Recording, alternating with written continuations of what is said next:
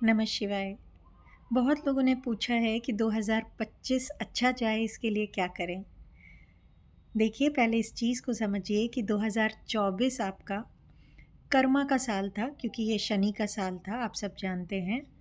और 2025 मंगल का साल है, कर्म करने का साल है। तो कर्मा और कर्म 2024 ने आपको आपने जैसा कर्मा किया उसके हिसाब से आपका साल गया है। ये हमने साल के शुरू में ही मैंने आप लोगों को ये चीज़ समझाई थी। अब 25 के शुरू में ये चीज़ समझा रही हूँ कि आपके कर्म करने का साल है, तो इंटेंशनली बहुत अच्छे कर्म कीजिएगा। एक्शन लेने का साल है, ये मंगल का साल है, तो मंगल एक्शन लेना जानता है। सो आप जितने एक्शंस लेंगे, जितने हार्ड वर्क करेंगे, उसकी क्वालिटी क्या रहेगी। एक्शन का मतलब है कि अच्छे एक्शंस लेना। उस पे डिपेंड करेगा कि आपका साल कैसा जा रहा है। सबसे अच्छा कर्म क्या है? अगर आप सोचें, अगर साल की शुरुआत करना है तो सबसे अच्छा एक्शन आप क्या ले सकते हैं? लोगों को उस चीज़ से अवगत कराना, उस चीज़ से जोड़ना जो उनको जीवन जीने के लिए बेस दे पाए। मैं बात कर रही हूँ भगवत गीता की। दिसंबर का महीना गीता जयंती का महीना होता है और शायद आप में से बहुत लोगों को ये पहली बार सुनाई दे रहा हो कि ऐसा भी कुछ होता है, क्योंकि हम अपनी ज़िंदगी को आधे से ज़्यादा इस टाइम में उलझा के रखते हैं लाल किताब के टोटकों में, प्रेडिक्शंस में, रीडिंग्स में। हम कभी समझ नहीं पाते कि यूनिवर्स ने जो एक नेचुरल सिस्टम सेट किया है हम लोगों की एनर्जी को क्लीन करने को और नई एनर्जी को क्रिएट करने के लिए, उसको हम तभी समझ पाएंगे जब हम अपने धर्म को जानेंगे।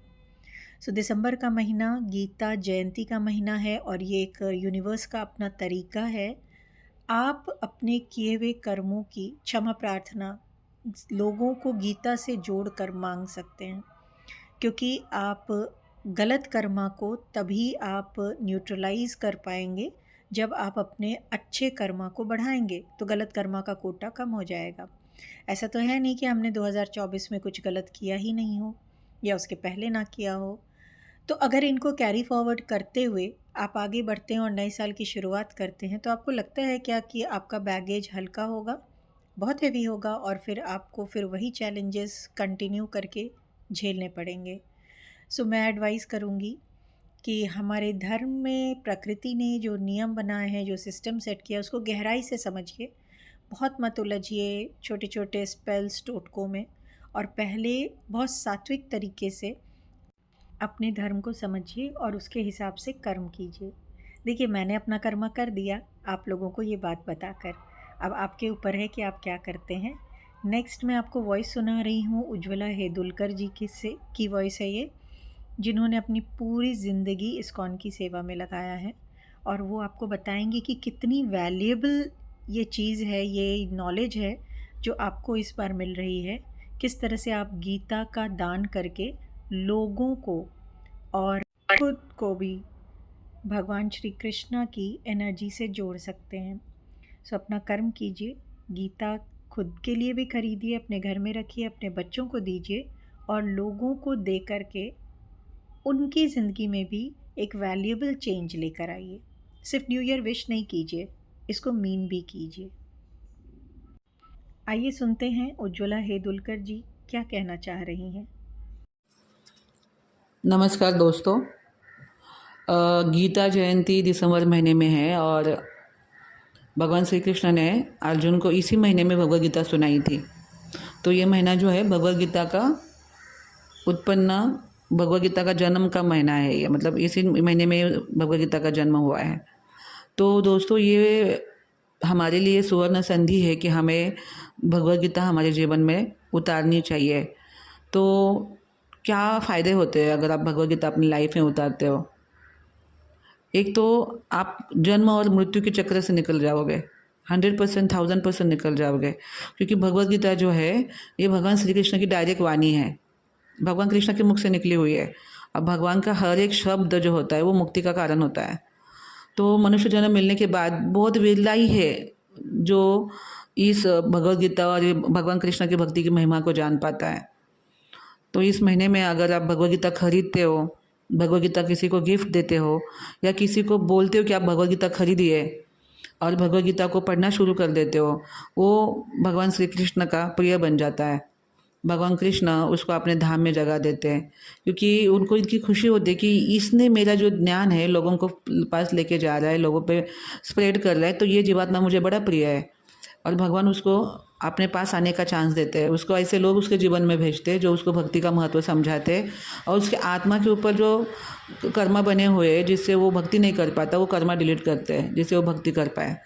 तो भगवद गीता हमें भगवान की कृपा से ही मिलती है। तो अगर आपके पास ये वीडियो पहुंच रहा है तो प्लीज़ आप भगवद गीता खरीदिए। इस्कॉन की भगवद गीता सर्वश्रेष्ठ भगवद गीता है, और एक तो गीता प्रेस की स्वामी राम सुखदास जी के, ये दो ही भगवद गीता बहुत अच्छी है। बाकी जिन लोगों ने भगवद गीता लिखी है गीता प्रेस और इस्कॉन को छोड़कर, उन्होंने कुछ दोष भी उसमें लिखे हुए हैं, तो हमें वो भगवद गीता नहीं पढ़नी है। हमें खाली ये दो संस्था की भगवद गीता पढ़ सकते हैं आप। इसमें आप भगवद इस्कॉन की जो भगवद गीता है वो बहुत सीधी लैंग्वेज में, सिंपल लैंग्वेज में श्रील प्रभुपाद जी ने समझाई है, जिसे एक सिंपल और साधारण इंसान भी समझ सकता है। इतनी सही लैंग्वेज में उन्होंने वो भगवद गीता समझाई है, और आपको वो भगवद गीता समझ में आएगी क्योंकि अर्थ सहित लिखी हुई है। इसलिए उन्होंने लिखा है कि as it is, Bhagavad Gita as it is, जैसे वैसी जो भगवान कृष्ण ने बताई थी वैसे की वैसी ही उन्होंने अपने किताब में लिखी हुई है। उसमें कोई अपना मनगढ़ंत कुछ डाला नहीं है। उन्होंने सिर्फ और सिर्फ जो भगवान ने बोला है उसी का खाली ट्रांसलेशन करके हमें समझाया है। इसलिए वो इस्कॉन की भगवद गीता का नाम है Shrimad Bhagavad Gita as it is, जैसे है वैसे, उसमें कोई चेंजेस नहीं किए हैं।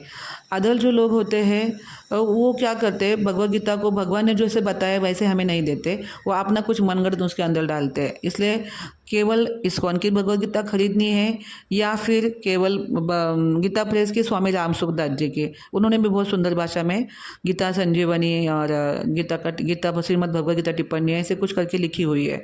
वो भी बहुत पावरफुल है, जिसमें हर एक श्लोक के शब्द का अर्थ बताया हुआ है। तो हमें इस महीने में भगवद गीता खरीदनी है। भगवद गीता का अगर श्लोका का आप रोज़ पठन करोगे, रोज़ अगर कोई भगवद गीता का श्लोका का पठन करता है, वो देखेगा कि उसके धीरे धीरे उसकी जो चेतना है वो डेवलप होती है, उसका जो कॉन्शियस है वो डेवलप होता है, और उसके जो कर्मा है वो डिलीट होने शुरू हो जाते हैं। उसको एक प्रकार का अवेयरनेस आता है अपने जीवात्मा, अपने आत्मा के प्रति। दूसरी बात, अगर आप भगवद गीता एक दिन में ही एक पूरी भगवद गीता खाली श्लोका पढ़ते हो और ऐसे 8 दिन तक लगातार करते हो, तो आपका सूक्ष्म शरीर और कारण शरीर, इसके ऊपर जितने भी कर्मा के लेयर है वो ख़त्म हो जाते हैं। अगर आपने ऐसे ही भगवद गीता को पढ़ना शुरू किया और जब उसका तात्पर्य और उसका जो भाषांतर है उसको भी पढ़ा आपने, तो आपको मालूम पड़ेगा कि आप इस धरती पे क्यों आए हो। धरती पे आने के बाद आपको कौन से कर्म करने चाहिए, कर्म क्या है, अकर्म क्या है, जो मतलब जो कर्म, ऐसे कर्म कौन से कर्म है जिससे हम इस धरती पे वापस फंस जाएंगे जन्म मृत्यु के चक्र में, और जीवात्मा क्या है, जीवात्मा का जन्म यहाँ पे क्यों होता है। तो सारी चीज़ें उसमें समझाई गई है भगवद गीता में, और कैसे हम इस भौतिक जगत से, मतलब इस धरती से कैसे हम परमानेंट मुक्ति पा सकते हैं, वो भी उस भगवद गीता में समझाया हुआ है। तो अगर आप सनातन धर्म में जन्म लिया है आपने, और आपने अभी तक भगवद गीता हाथ में नहीं लिए हुए है, तो जितने भी आपके जीवन के साल है वो वेस्ट चले गए हैं। क्योंकि सनातन धर्म, हिंदू धर्म में जन्म लेने के लिए बहुत सारे पुण्य इकट्ठा होने पड़ते हैं, क्योंकि कलयुग में कोई जल्दी हिंदू धर्म में नहीं आता। जिस प्रकार से अभी आप देख रहे हो कि हिंदू धर्मों को किस तरह से प्रताड़ित किया जा रहा है, क्योंकि कलयुग है। कलयुग नहीं चाहता कि भगवान का जो भक्ति है और भक्ति करके जीवात्मा अपना मोक्ष करे, इसलिए कलयुग ने बाकी जो धर्म है वो क्रिएट किए हैं। तो हम अगर आप हिंदू धर्म में हो और आपको भगवद गीता के बारे में कुछ भी पता चलता है, कहीं से भी पता चलता है, तुरंत उसको खरीदना चाहिए, तुरंत उसको अपने जीवन में लागू करना चाहिए, क्योंकि ये मनुष्य शरीर आपके हाथ से जाना नहीं चाहिए। मनुष्य शरीर बहुत 84 योनि में भटकने के बाद मनुष्य शरीर मिलता है। अगर आपको उसने घर घर खेलने में और खाना पीना और सेक्स करने में वेस्ट किया, तो ये शरीर आपके हाथ से चला जाएगा, ये शरीर आपके हाथ से चला जाए, क्योंकि मृत्यु तो आनी ही है, मगर गारंटी नहीं है कि अगला जन्म वापस इंसान का मिले। तो केवल भगवद गीता को टच करने से, श्रील प्रभुपाद जी कहते हैं, इस्कॉन के जो श्रील प्रभुपाद जी फाउंडर आचार्य है, उन्होंने लिखा है उसमें कि जो कोई केवल मेरे भगवद गीता को टच करता है उसको भी अगला जन्म इंसान का मिलता है। तो जो उसका पठन करेगा, जो उसके श्लोका पढ़ेगा, अपने जीवन में लागू करेगा, उसकी बात ही कह सकते हैं हम लोग।